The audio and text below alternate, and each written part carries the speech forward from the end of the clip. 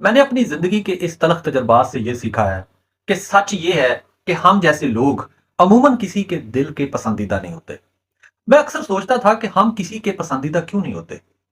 اب جا کے پتا چلا کہ ہم کسی کے پسندیدہ کیوں نہیں ہیں۔ جی ہاں، ہم اپنی فطرت کے ساتھ جیتے ہیں۔ وہ شخص کوئی بھی ہو، مرد ہو یا عورت، جو شخص اپنی فطرت کے ساتھ جینے کا عہد کر لے، جو شخص بغیر بناوٹ اور دکھاوے کے اپنی زندگی کو گزارنے کا عہد کر لے، وہاں پر وہ شخص دنیا میں فٹ نہیں ہوتا۔ جی ہاں، اگر آپ فطرت کے ساتھ رہنے کے عادی ہیں، اگر آپ بنا بناوٹ اور بنا کسی دکھاوے کے رہنے کے عادی ہیں، تو یقین مانیں آپ دنیا میں فٹ نہیں ہوتے۔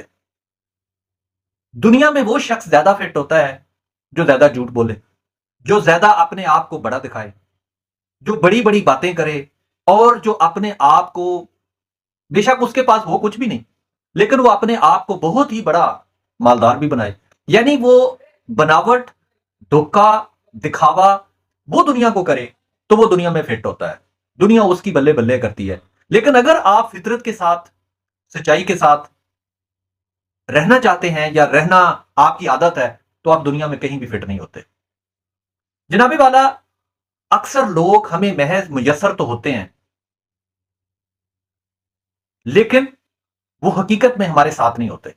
جس دن ہمیں یہ سمجھ آ جائے کہ جن لوگوں کے ساتھ ہم چلتے تھے، جن لوگوں کے ساتھ ہم چلتے ہیں، جن کے رہتے ہیں، جن کے گن گاتے ہیں، وہی لوگ ہمیں جس دن ہمارے ساتھ چلنے کا حق ہوگا اس دن نہیں چلیں گے، تو آپ کو سمجھ آئے گا کہ یہ دنیا کیا ہے۔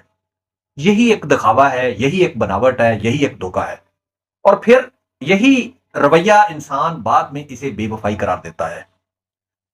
یاد رکھیں، آپ کے ساتھ جو بھی شخص جڑا ہوا ہے، اگر وہ خالص ہے، فطرت کے ساتھ چل رہا ہے، اسے چلنے دیں، اس کی قدر کریں، نہ کہ دھوکے اور بناوٹ یا دکھاوے سے چلنے والے شخص کی آپ قدر کریں، ورنہ آپ حقیقی لوگوں سے زیادہ دور نکل جائیں گے اور تنہا ہو جائیں گے۔